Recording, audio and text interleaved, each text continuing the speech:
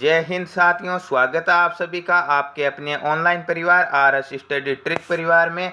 और जैसा कि आप थंबनेल में देख रहे हो, रोजाना की भांति आपकी राम सिंह यादव की पुस्तक को कंटिन्यू करते हुए हम लेकर आए हैं 44वें पेपर के पूरे 50 मोस्ट इंपॉर्टेंट क्वेश्चन तथा उनसे संबंधित मोस्ट इंपॉर्टेंट फैक्ट भी। साथ ही गणित और रीजनिंग के क्वेश्चनों को हम कॉन्सेप्ट और ट्रिक के साथ हल करने वाले हैं। और आपको पता है कि इस सीरीज के आपके 43 पेपर कंप्लीट हो चुके हैं और आगे भी ये पूरे 50 पेपर तक कंटिन्यू चलने वाले हैं। तो रोजाना समय पर वीडियो पाने के लिए चैनल को सब्सक्राइब कर लीजिए और नोटिफिकेशन बेल को भी ऑन कर लीजिए ताकि आने वाले वीडियो की पल पल की अपडेट आप तक समय पर पहुंचती रहे। साथ ही इन सभी की पीडीएफ फाइल और अनेक प्रकार के नोट्स प्राप्त करने के लिए आज ही हमारे टेलीग्राम चैनल को ज्वाइन कर लीजिए, जिसका लिंक आपके डिस्क्रिप्शन में दिया गया है। इसके अलावा यदि आप हेराल्ड पुस्तक के पूरे 50 पेपर देखना चाहते हो और राम सिंह यादव की पिछले वर्ष की पुस्तक के पूरे 50 पेपर देखना चाहते हो तो वो भी हमारे द्वारा करवाए गए हैं और उनकी प्लेलिस्टों का लिंक आपके डिस्क्रिप्शन में डाल दिया गया है, या फिर आप सीधे चैनल पर जाकर प्लेलिस्ट चेक कर सकते हो, वहां पर प्लेलिस्टों में आपको मिल जाएंगी। तो चलते हैं आज के पहले क्वेश्चन की और। पहले पार्ट में हम जीके के 15 मोस्ट इंपॉर्टेंट क्वेश्चन तथा उनसे संबंधित मोस्ट इंपॉर्टेंट तथ्यों की चर्चा करने वाले हैं। तो आज का जीके का पहला क्वेश्चन, ये पहला भाग है सामान्य ज्ञान का और उसका ये पहला क्वेश्चन है कि चुनाव आयोग का मुख्यालय कहाँ स्थित है? कोलकाता, चेन्नई, नई दिल्ली या मुंबई? तो चुनाव आयोग की बात करें तो चुनाव आयोग का मुख्यालय आपका नई दिल्ली में स्थित है। ऑप्शन नंबर सी राइट होगा। इसके अलावा चुनाव आयुक्त की बात करें तो पहले चुनाव आयुक्त कौन थे? आपके सुकुमार सेन थे। सुकुमार सेन कौन थे? प्रथम चुनाव आयुक्त थे। तो वर्तमान चुनाव आयुक्त की बात करें तो वर्तमान में कौन से क्रम के चुनाव आयुक्त है? 25वें क्रम के चुनाव आयुक्त है आपके राजीव कुमार है। और इससे पहले के 24वें थे सुशील चंद्रा। नेक्स्ट क्वेश्चन की ओर चर्चा करते हैं। नेक्स्ट क्वेश्चन दिया गया है कि राज्यसभा के उपसभापति का चुनाव कौन करता है? लोकसभा और राज्यसभा या उपराष्ट्रपति? तो राज्यसभा की बात करें तो राज्यसभा संसद का एक सदन है। ठीक है, संसद के दो सदन है, लोकसभा और राज्यसभा, जिसमें राज्यसभा उच्च सदन है और लोकसभा आपके निम्न सदन है। और राज्यसभा एक ऐसा सदन है जो स्थायी सदन है, इसे कभी भी भंग नहीं किया जा सकता। और इसके सदस्यों का कार्यकाल कितना होता है? 6 वर्ष का सदस्यों का कार्यकाल होता है। और इसका प्रधान सभापति होता है उपराष्ट्रपति। परंतु उपसभापति का चुनाव कौन करती है? राज्यसभा के सदस्य स्वयं करते हैं। ऑप्शन नंबर सी राइट होगा यहाँ पे। नेक्स्ट क्वेश्चन है, निम्न में से किस शहर में स्वर्ण मंदिर स्थित है? लुधियाना, चंडीगढ़, अमृतसर या दिल्ली? तो स्वर्ण मंदिर कहाँ स्थित है? पंजाब के अमृतसर में स्थित है। ऑप्शन नंबर सी राइट होगा। अमृतसर की बात करें तो अमृतसर में ही क्या हुआ था? 13 अप्रैल 1919 को जनरल डायर द्वारा गोलियां चलाने पर क्या हुआ था? जलियांवाला बाग हत्याकांड हुआ था। कहाँ पर हुआ था? पंजाब के अमृतसर में हुआ था। नेक्स्ट क्वेश्चन दिया गया है कि विश्व की प्रथम महिला प्रधानमंत्री कौन थी? श्रीमती इंदिरा गांधी, श्रीमती मार्गरेट थैचर, श्रीमती भंडार नायके या श्रीमती सरोजनी नायडू? तो सरोजनी नायडू कौन थी? सरोजनी नायडू तो आपके भारत की प्रथम महिला राज्यपाल थी। इसके अलावा भारतीय राष्ट्रीय कांग्रेस की प्रथम भारतीय महिला अध्यक्ष थी। प्रथम महिला अध्यक्ष कौन थी? एनी बेसेंट थी। और प्रथम भारतीय महिला अध्यक्ष सरोजनी नायडू थी। यहाँ पे दिया गया Shrimati Margaret Thatcher. Margaret Thatcher Britain की प्रथम महिला प्रधानमंत्री कौन थी? मार्गरेट थैचर थी। और इंदिरा गांधी भारत की प्रथम महिला प्रधानमंत्री थी। श्रीमती श्रीमाओ भंडार नायके यहाँ पे right answer option number C होगा। और आपको कमेंट बॉक्स में कमेंट करके बताना होगा कि ये भंडार नायके किस देश की प्रथम महिला प्रधानमंत्री थी। नेक्स्ट क्वेश्चन है, कामायनी के लेखक कौन है? विष्णु शर्मा, रामधारी सिंह दिनकर, जयशंकर प्रसाद या महादेवी वर्मा? हाँ, ये विश्व की तो थी, परंतु आपको बताना इनका संबंध किस देश से था। ठीक है, कामायनी के लेखक कौन थे? कामायनी के लेखक थे आपके जयशंकर प्रसाद। विष्णु शर्मा की पुस्तक का नाम क्या है? विष्णु शर्मा की पुस्तक का नाम पंचतंत्र। ठीक है, पंचतंत्र के लेखक कौन थे? विष्णु शर्मा थे। Next question, Nightingale of India के नाम से कौन जाना जाता है? विजय लक्ष्मी पंडित, लता मंगेशकर, नूरजहां या सरोजनी नायडू? तो नाइटिंगेल ऑफ इंडिया के नाम से किसे जाना जाता है? सरोजनी नायडू को जाना जाता है। और सरोजनी नायडू के बारे में अभी हम चर्चा कर चुके हैं कि ये भारत की प्रथम महिला राज्यपाल थी। किस राज्य की थी? ये उत्तर प्रदेश की थी। इसके अलावा ये भारतीय राष्ट्रीय कांग्रेस की प्रथम भारतीय महिला अध्यक्ष भी थी। ठीक है, लता मंगेशकर को स्वर कोकिला के नाम से जाना जाता है। और लता मंगेशकर भी चर्चा में है क्योंकि अभी अभी 2022 में ही लता मंगेशकर जी का क्या हुआ है? निधन हुआ है। नेक्स्ट क्वेश्चन है, निम्न में वर्तमान में तमिलनाडु में किस पार्टी का शासन है? डीएमके, नेशनल फ्रंट, कांग्रेस या एआईएडीएमके? तो तमिलनाडु में किस पार्टी का शासन है? यहाँ पे AIADM के right answer option number D right होगा। और तमिलनाडु के मुख्यमंत्री कौन है? MK स्टालिन है वर्तमान में। नेक्स्ट क्वेश्चन है संतोष ट्रॉफी संबंधित है किससे है? फुटबॉल, बास्केटबॉल, क्रिकेट या हॉकी? तो संतोष ट्रॉफी का संबंध किस खेल से होगा? फुटबॉल से होगा। ऑप्शन नंबर ए राइट होगा यहाँ पे। नेक्स्ट दिया गया है कि भारत का प्रथम नाभिकीय शक्ति स्टेशन कहाँ स्थित है? कलपक्कम, कोरबा, तारापुर या ट्राम्बे? तो कहाँ है? महाराष्ट्र के तारापुर में स्थित है। ऑप्शन नंबर सी राइट होगा यहाँ पे। निम्न में से कौन से देश का लिखित संविधान नहीं है? इंग्लैंड, रूस, फ्रांस या बेल्जियम? तो पहला लिखित संविधान किस देश का है? पहला लिखित संविधान आपके फिलाडेल्फिया का, जो USA में स्थित है। ठीक है, तो यहाँ पे किस देश का लिखित संविधान नहीं है? तो ब्रिटेन का संविधान लिखित संविधान न होकर किस प्रकार का संविधान है? मौखिक संविधान है। ऑप्शन नंबर ए राइट होगा। और सबसे बड़ा लिखित संविधान किस देश का? सबसे बड़ा लिखित संविधान भारत का है और सबसे छोटा लिखित संविधान आपके अमेरिका का है। नेक्स्ट क्वेश्चन है मोहनजोदड़ो स्थित है लोथल, रंगपुर, सिंध या नालंदा? तो सिंध प्रांत के लरकाना जिले में आपका मोहनजोदड़ो स्थित है। ऑप्शन नंबर सी राइट होगा यहाँ पे। हजारीबाग नेशनल पार्क स्थित है कहाँ पर? असम, नागालैंड, झारखंड या गुजरात? तो हजारीबाग नेशनल पार्क आपके झारखंड में स्थित है। ऑप्शन नंबर सी राइट होगा यहाँ पे। नेक्स्ट दिया गया है कि मुगल साम्राज्य की दरबारी भाषा कौन सी थी? हिंदी, उर्दू, पार्सियन या तुर्किश? तो मुगल साम्राज्य की दरबारी भाषा पार्सियन थी। ऑप्शन नंबर सी राइट होगा इसका भी। नेक्स्ट क्वेश्चन प्रथम गोलमेज सम्मेलन कब हुआ था? कहाँ हुआ था? तो प्रथम, दूसरा और तीसरा 3 गोलमेज सम्मेलन हुआ था। पहला हुआ था कब? 1930 में। ठीक है, उसके बाद का 1931 और तीसरा हुआ था 1932। और तीनों ही कहाँ पर हुए थे? आपके ब्रिटेन में हुए थे और ब्रिटेन की राजधानी लंदन में हुआ था। ऑप्शन नंबर सी राइट होगा। आप कमेंट बॉक्स में कमेंट करके बताना कि लंदन किस नदी के किनारे स्थित है। नेक्स्ट क्वेश्चन और जीके का लास्ट क्वेश्चन है कि द इनविजिबल मैन के लेखक कौन है? H.G. Wells, Charles Dickens, Charles Lamb या इनमें से कोई नहीं? तो द इनविजिबल मैन के लेखक है आपके H.G. Wells. Option number A right होगा। तो ये थे आपके 15 मोस्ट इंपॉर्टेंट जीके के क्वेश्चन। अब हम साइंस के प्रश्नों की चर्चा करेंगे।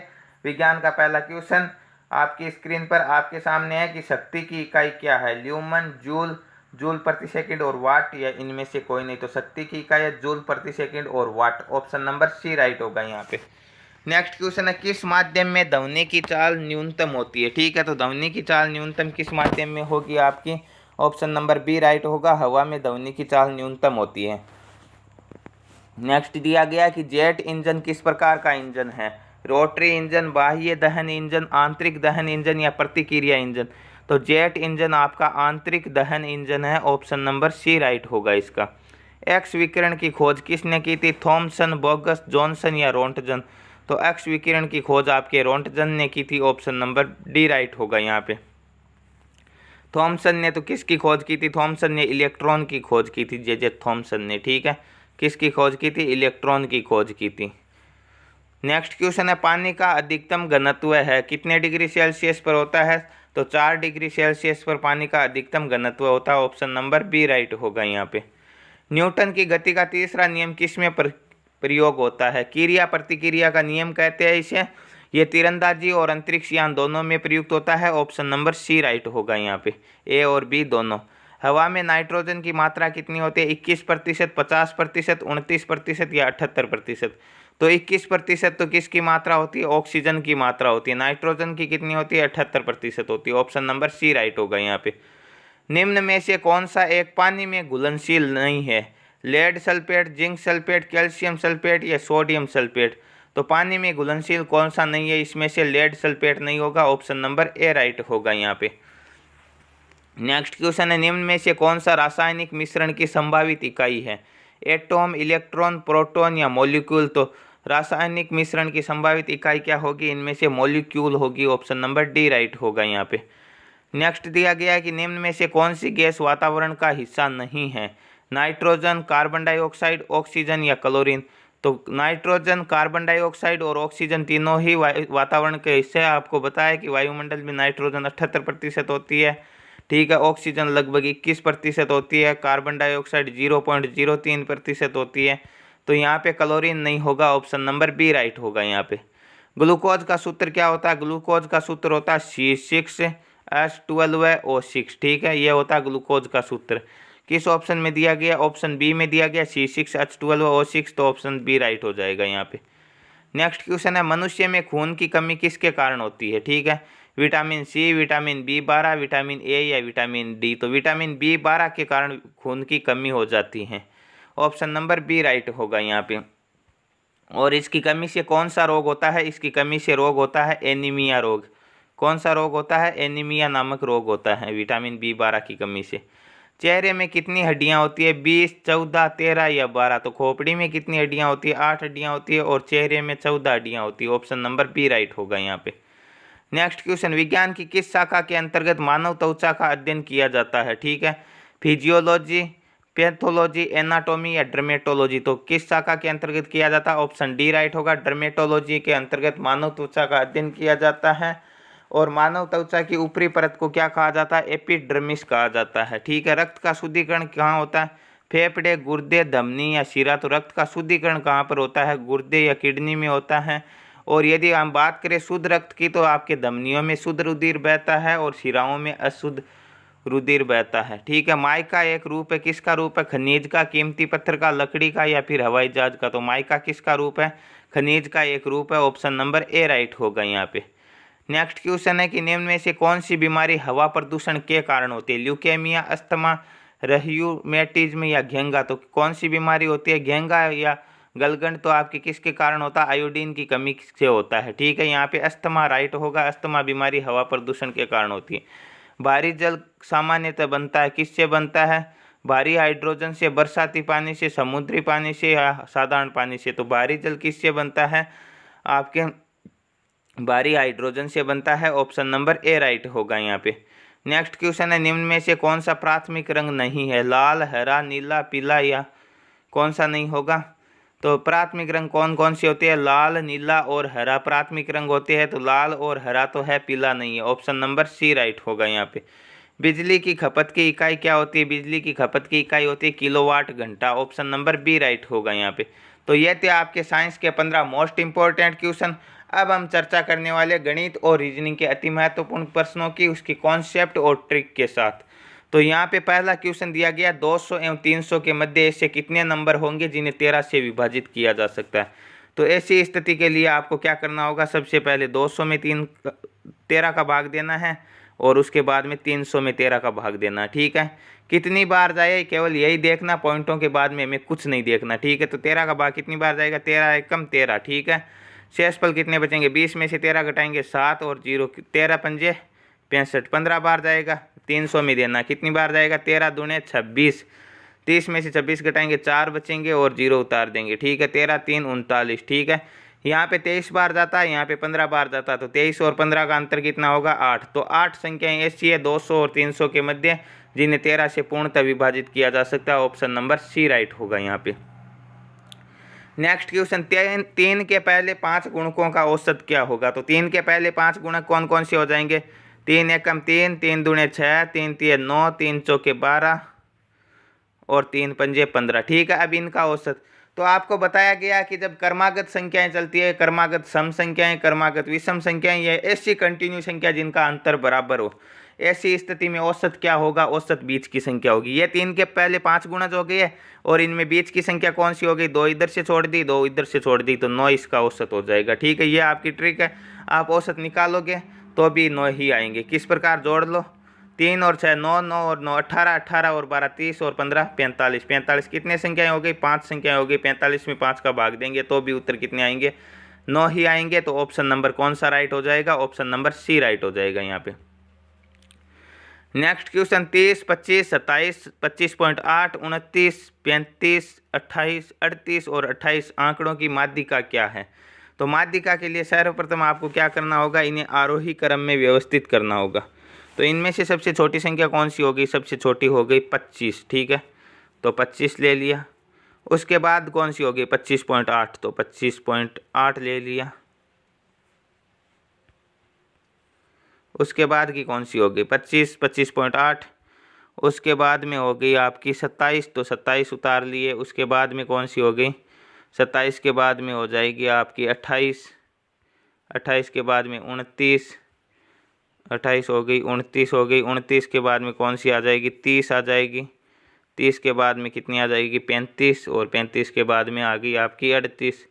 सभी संख्याएं आ गई। कितनी संख्याएं हैं? 1 2 1 2 3 4 5 6 7 8 संख्याएं। और माध्यिका का सूत्र क्या होता है? n+1/2। तो 8+1 कितने हो जाएंगे? 9/2। और 9 में 2 का भाग देंगे, कितने आएंगे? 4.5। तो 4 और 5 के बीच में, 4 और 5 के बीच वाले क्रम में आएगा। तो कोई यहाँ से गिनना, 1 2 3 4 और ये 5, इन दोनों के बीच का होगा आपकी माध्यिका। तो 28 और 29 के बीच में क्या आएगा? 28.5 आएगा, निश्चित है। तो 28.5 क्या हो जाएगी? इनकी माध्यिका हो जाएगी। ऑप्शन नंबर कौन सा राइट होगा? ऑप्शन नंबर ए राइट होगा। नेक्स्ट क्वेश्चन, किसी मूलधन का 5% वार्षिक दर से 3 वर्ष का साधारण ब्याज 1200 रुपये है, तो उसी मूलधन का उपरोक्त दर तथा उसी समय से चक्रवृद्धि ब्याज कितना होगा? ठीक है, पहले हम बात करें क्वेश्चन के आपके कॉन्सेप्ट के अनुसार। तो पहले हमें क्या करना होगा? इसका मूलधन ज्ञात करना होगा। ब्याज दिया गया है, दर दी गई है और समय दिया गया है, और उसके बाद में आपको चक्रवृद्धि ब्याज ज्ञात करना होगा। पहला तो ये नियम है। हम क्या करेंगे? ये आपका ब्याज दिया गया है, तो हम क्या करते हैं? ब्याज इंटू 100। तो ब्याज को 100 से गुणा करवा देंगे, और बाकी जो दो चीज़ें दी गई है वो उनका भाग देंगे, तीसरी निकल कर आ जाएगी। दो कौन कौन सी होगी? आपका साधारण ब्याज का सूत्र होता है समय इंटू मूलधन इंटू दर। तो समय, मूलधन और दर, इन तीनों में से यदि दो दी गई है तो उनका भाग देंगे। दर और समय दिया गया तो मूलधन निकल कर आ जाएगा। ठीक है, किस प्रकार आएगा? 3 से ये कट जाएगा 4 बार, तो 400 हो जाएगा। और 5 अट्ठे 40, तो यह कितनी हो जाएंगे? 80। 80 को 100 से गुणा करेंगे तो 8000 आपका क्या आ जाएगा? मूलधन आ जाएगा। अब 8000 का 3 वर्ष का चक्रवृद्धि ब्याज हमें ज्ञात करना। ठीक है, तो 8000 का 3 वर्ष का ज्ञात करना, तो 8000 को 3 भागों में बांटना होगा। तो 5% दर दी गई है, तो 5/100, 2 0 से 2 0, 5 अट्ठे 40। पहला भाग हो गया 400। दूसरा कितना आ जाएगा? 400 को और बांटेंगे, 3 बार बांटना है, तो 5/100। दूसरा भाग आ जाएगा 2 0 से 2 0, कितने हो जाएंगे? 20 आ जाएंगे। और तीसरा आ जाएगा 20 इंटू 5/100, तो कितना आ जाएगा? 20 से 1 बार, 20 से 100 5 बार, 5 से 5 कैंसिल, 1 आ जाएगा। पहले भाग को 3 से, दूसरे को 3 से और तीसरे को 1 से। ठीक है, 40 को 3 से गुणा करेंगे, कितना आ जाएगा? 400 को 3 से गुणा करेंगे 1200, 20 को 3 से गुणा करेंगे 60, और 1 कितने हो जाएंगे? 1261। इसका राइट आंसर होगा ऑप्शन नंबर सी। अब हम दूसरे कॉन्सेप्ट की चर्चा करते हैं। तो आपको बताया गया है कि साधारण ब्याज हमेशा कितना होता है? साधारण ब्याज हमेशा होता है आपका समय और दर के गुणनफल के प्रतिशत के। दर 5% दी गई, समय 3 वर्ष दिया गया, तो साधारण ब्याज हो जाएगा 5 3 15%। ठीक है, अब आपको बताया गया कि यदि 2 वर्ष का साधारण ब्याज और चक्रवृद्धि ब्याज पूछा जाए तो आपका चक्रवृद्धि ब्याज कितना अधिक होगा? तो ये 15%, तो ये होगा ही, इंटू क्या हो जाएगा? r²/100 के बराबर हो जाएगा। ठीक है, यानी यह अधिक हो जाएगा। आर कितनी हो गई? दर हो गई 5 का स्क्वायर, 25/100% अधिक होगा। तो ये कितना हो जाएगा? 2 से पहले पॉइंट लगा देते हो, 15.25% होता क्या? 2 वर्ष का चक्रवृद्धि, 2 वर्ष का ये चक्रवृद्धि ब्याज 15 नहीं होता, यहाँ पे 5 इंटू 2 ही होता। ठीक है, 10.25 हो जाता। अब यदि 3 वर्ष का पूछा जाए तो यहाँ पे ये कितना हो जाएगा? 5 3 15 हो जाएगा, समय और दर का गुणनफल। अब ये कितना अधिक होगा? 2 वर्ष में तो केवल r²/100 के बराबर ही होता। 3 वर्ष के लिए आपको क्या करना होगा? यह जो दर दी गई है तो आपको करना होगा दर का गुणनफल, दर का स्क्वायर इंटू समय। ठीक है, समय दिया गया 5 वर्ष, 3 वर्ष सॉरी, तो 5 इंटू 5 इंटू 3, और क्या करना है आपको? करना है r³, दर का क्यूब करना। ठीक है, 5 इंटू 5 इंटू 5। अब यहाँ पे कितना आ जाएगा? यहाँ पे आ जाएगा आपका 25, 25 और 3, 25 को 3 से गुणा करेंगे 75, और 5 का क्यूब कितना आ जाएगा? 125। ठीक है, इधर से 2 अंक रखने हैं, 25 हो जाएगा, ये 1 बच गया, इसमें जोड़ दो 75 और 1 76 पॉइंट, ये समय और दर का गुणनफल 15.76 क्या आ जाएगा? ये इसका प्रतिशत आ जाएगा चक्रवृद्धि ब्याज का। तो अब आपके पास दिया गया साधारण ब्याज 1200 रुपये दिया गया, और 1200 क्या है? 1200 है आपका 15%, तो आपको क्या करना है? 15.76% ज्ञात करना है। ठीक है, यह पॉइंट हटा के यहाँ पे हम 1 के नीचे 4 जीरो भी उतार सकते हैं, 2 0 से 2 0 कैंसिल। अब हम क्या कर लेंगे? अब हम कर लेंगे 3 के पार्ट से ये 4 बार कट जाएगा और ये 5 बार कट जाएगा। ठीक है, और 4 एकम 4 और 25 चौके 100, 25 का भाग देंगे, इसमें कितनी बार जाएगा? 25 का भाग देंगे, 25 छके 150, 7 शेष पल बचेंगे, 6 उतारेंगे, 25 3 50, एक शेषफल बचेंगे, 2 में भाग नहीं किया, 0 उतार के 5 उतारेंगे, 25 पंजे 125, 6305 में 5 का भाग देंगे तो कितना आएगा, 1261 आएगा, जो कि ऑप्शन नंबर सी में दिया गया। तो ऑप्शन सी राइट हो जाएगा। ये आपकी दूसरी ट्रिक है। आशा है आपको आसानी से समझ में आई होगी। नहीं आई है तो आप पहले तरीके से भी कर सकते हो, परंतु ये आपके कैलकुलेशन को कम करेगी और ये कॉन्सेप्ट अभी आपको समझ में नहीं आया है तो जल्द ही आपके लिए इस पर वीडियो लेकर आएंगे और उसमें आपको आसानी से एक एक step wise step concept clear करवाएंगे आपको बोर्ड के माध्यम से। तो चैनल पर बने रहने के लिए और वीडियो को समय पर पाने के लिए सब्सक्राइब कर सकते हो आप इसी समय, ताकि आने वाली वीडियो की पल पल की अपडेट आप तक पहुंचती रहे। नेक्स्ट क्वेश्चन दिया गया कि एक शहर की जनसंख्या 64,000 है, जिसमें 10% वार्षिक की वृद्धि होने पर 3 वर्ष पश्चात जनसंख्या क्या होगी। तो शहर की वर्तमान जनसंख्या दी गई है 64,000, ठीक है। और वर्तमान संख्या में जनसंख्या हमेशा कितनी होती है, 100%। अगले वर्ष 10% की वृद्धि मतलब 110% हो जाएगी। और 3 वर्ष पश्चात पूछा तो इसे 3 बार लिखना होगा, 110/100 इंटू 110/100, ठीक है। 1 0 से 1 0, 1 0 से 1 0, 1 0 से 1 0, 1 2 3 0 से 1 2 3 0 काट देंगे। अब आपको क्या करना, 11 इंटू 11 इंटू 11, 11 का क्यूब कितना होता है, 1331, 1331 को गुणा करवाना 64 से, करवा लेते हैं। पहले 4 से करवाएंगे, 4 एकम 4, 4 तिये 12, 4 तिये 12 और 1 13, 4 और 1 कितने हो जाएंगे 5, गुणा का निशान, 6 के 6, 6 तिये 18, 1 19 और 6 और 1 कितने हो जाएंगे 7। इन्हें जोड़ लेते हैं, कितने आ जाएंगे 4, 6 और 2 8, 8 और 3 11 के 1, 9 10 5 15 के 5 और 7 और 1 8, 85,184 हो जाएगी 3 वर्ष पश्चात उस शहर की जनसंख्या, जो कि ऑप्शन बी में दी गई है। तो ऑप्शन बी क्या हो जाएगा, राइट आंसर हो जाएगा। नेक्स्ट क्वेश्चन है, एक रेडियो का क्रय मूल्य 750 है, विक्रय मूल्य 900 है, तो लाभ प्रतिशत। तो कितने रुपए का लाभ हो रहा है, 750 में खरीदा, 900 में बेचा, तो हमें पता है 150 का लाभ हुआ। और लाभ और हानि किस पर होते हैं, हमेशा क्रय मूल्य पर होता है। तो लाभ प्रतिशत क्या हो जाएगा, लाभ बटा क्रय मूल्य 750 इंटू क्या हो जाएगा 100, 0 से 0, 15 एकम 15, 15 पंजे 75, 5 का भाग 100 में कितनी बार जाएगा, 20 बार। तो 20% का लाभ हुआ, ऑप्शन नंबर डी राइट होगा यहाँ पे। गोले के आयतन का सूत्र क्या होता है, गोले के आयतन का सूत्र होता है आपके 4/3 pi r cube, option number D right होगा यहाँ पे। 4 पाई आर स्क्वायर तो क्या होता है, 4 पाई आर स्क्वायर तो गोले के क्षेत्रफल का सूत्र होता है। नेक्स्ट क्वेश्चन है, x square plus 5x plus 6 के गुणनखंड क्या होंगे। तो गुणनखंड करने के लिए आपको क्या करना होगा, इस b के टुकड़े करने, जिसे जोड़े या घटाए क्या आने चाहिए, यहाँ पे b के पास में 5 है तो 5 आने चाहिए। और गुणनफल क्या होगा, ac का गुणनफल यानी 6 एकम 6 होगा। तो x square plus 3x plus 2x, इसे इस प्रकार लिख सकते हैं हम। 3 और 2 कितने होते हैं, 5x होते हैं, वापस आ जाएंगे। और 3 दूने कितने होते हैं, 6 होते हैं, ठीक है। अब यहाँ पे क्या कॉमन आ रहा है, x इसमें भी है, x इसमें भी है, तो x ही कॉमन आ जाएगा। x का भाग x स्क्वायर में कितनी बार जाएगा, x बार। इस x से ये x कैंसिल होगा तो कितना आएगा 3, प्लस के यहाँ पे क्या कॉमन आएगा, 2 इसमें है, 2 का भाग इसमें भी जाता, 2 कॉमन आ जाएगा। 2 से 2 कैंसिल x और 6 में 2 का भाग 3 बार। दोनों कोष्टक सेम है तो एक तो हो जाएगा कोष्टक के अंदर वाला x प्लस के 3, एक हो जाएगा कोष्टक के बाहर वाला x प्लस के 2। दोनों प्लस के किस में दिए गए, x प्लस 1 x प्लस 2, ये तो नहीं होगा, ऑप्शन नंबर बी राइट हो जाएगा। x प्लस 2 और x प्लस 3 दोनों प्लस के, सी नहीं होगा, सी में एक, ये डी नहीं होगा, इसमें माइनस का, तो ये नहीं होगा, ठीक है। नेक्स्ट क्वेश्चन, एक पुस्तक विक्रेता ने एक पुस्तक की 20 प्रतियां 89 रुपये में खरीदी, तो 36 पुस्तकों की लागत क्या होगी। तो 20 पुस्तकों का मूल्य 89, तो एक पुस्तक का कितना हो जाएगा 89/20, तो 36 का क्या हो जाएगा इंटू 36, 4 के पार्टे से ये 9 बार और ये 5 बार कटेगा, ठीक है। 89 को 9 से गुणा करेंगे, कितने हो जाएंगे, 9 9 81, 9 8 72 और 8 हासिल वाले 80/5, 80 में 5 का भाग देंगे, कितनी बार जाएगा, 16 पंजे 80, 1 में नहीं जाएगा तो 0 उतार के पॉइंट लगा देंगे। 10 में कितनी बार जाएगा, 2 बार जाएगा, 160.20 रुपये, ऑप्शन नंबर डी राइट होगा यहाँ पे। नेक्स्ट क्वेश्चन और गणित का लास्ट क्वेश्चन, उसके बाद के 5 क्वेश्चन आपके रीजनिंग के होने वाले। 1000 रुपये के लिए 4% वार्षिक दर से चक्रवर्ती ब्याज ज्ञात कीजिए, जबकि समय 2 वर्ष है।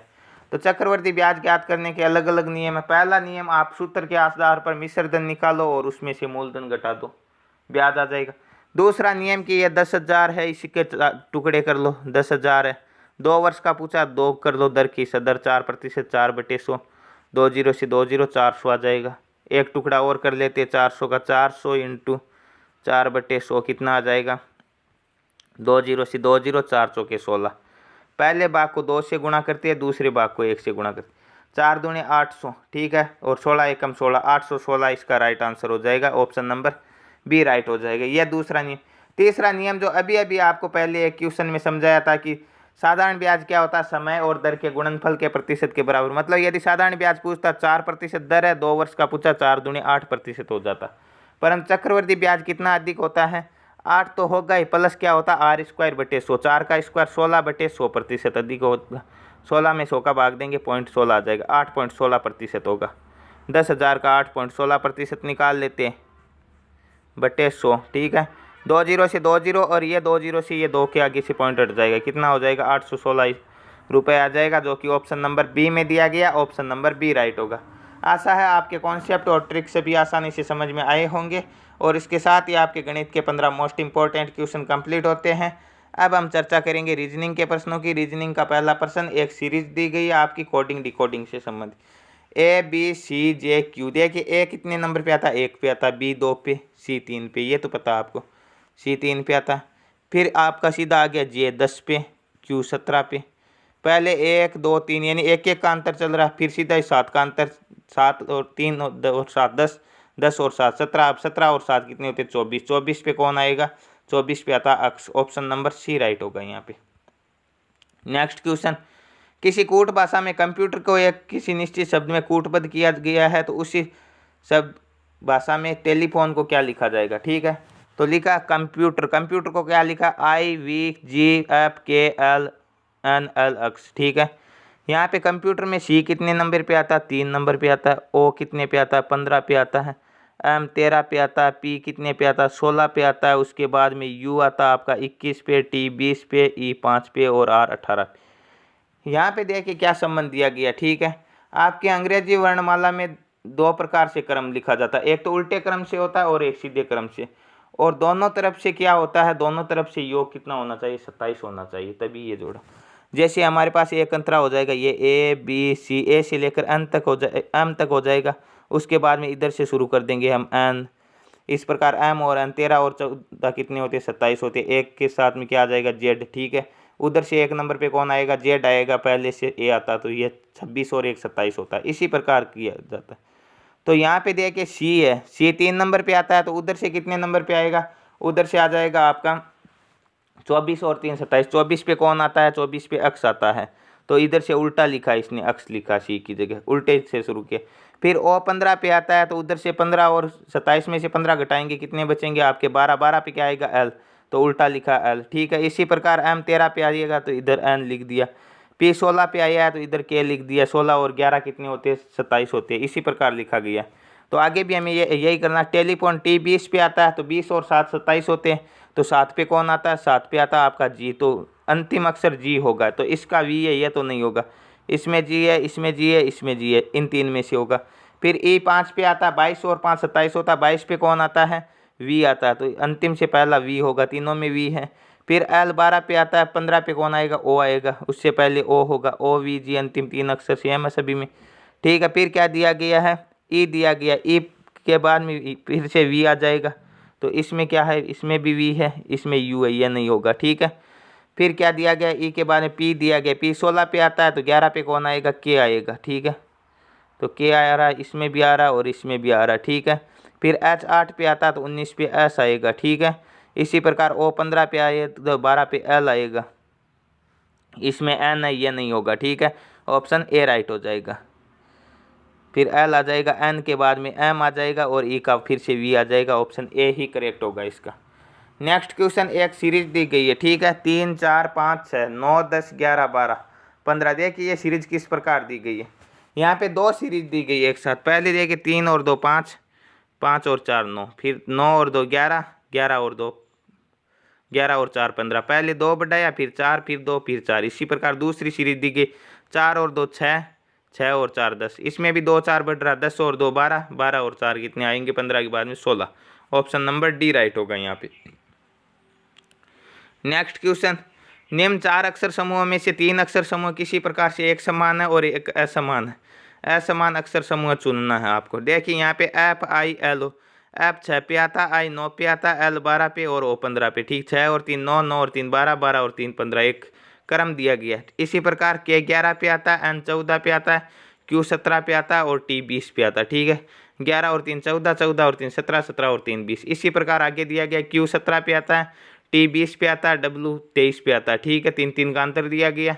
परंतु आगे वाला देखिए P 16 पे आता है, O 15 पे आता है, फिर ये W दिया गया, ये कितने पे आता है, 23 पे आता है। इसमें कोई क्रम नहीं है, तो ऑप्शन नंबर डी राइट होगा, ये अलग हो जाएगा इनसे। नेक्स्ट क्वेश्चन, 2 शब्द दिए गए है और आगे उसी के अकॉर्डिंग आपको शब्द का चूज करना है। मौसम शीत। ठीक है, मौसम शीत एक क्या मौसम होता है, जैसे ग्रीष्म मौसम होता है, गर्मी मौसम होती है, सर्दी का मौसम होता है, उसी प्रकार क्या होता है मौसम का एक हिस्सा शीत। ठीक है, तो यहाँ पे ग्रीष्म और पतझड़ ये तो 2 अलग अलग ऋतुएं होगी। वर्ण और शताब्दी, माह का हिस्सा अप्रैल, ऑप्शन नंबर सी राइट होगा यहाँ पे। तो ये थे आज के वीडियो के पूरे 50 मोस्ट इंपॉर्टेंट क्वेश्चन, ये आपके आंसर किया, आप यहाँ से मिलान कर सकते हो आसानी से। और ये सीरीज़ आपके आज 44 पेपर कंप्लीट हो चुके हैं। अब आपके 6 पेपर शेष बचे, वो भी हो जाएंगे और उसके बाद में आपको एक निश्चित शेड्यूल से काम करेंगे। तो आपको कमेंट बॉक्स में कमेंट करके बताना होगा कि उसके बाद में आपके लिए क्या लेकर आए, आपके लिए किस प्रकार का शेड्यूल बनाए। तो मिलते हैं नेक्स्ट वीडियो में, तब तक के लिए थैंक यू, धन्यवाद, जय हिंद, जय भारत।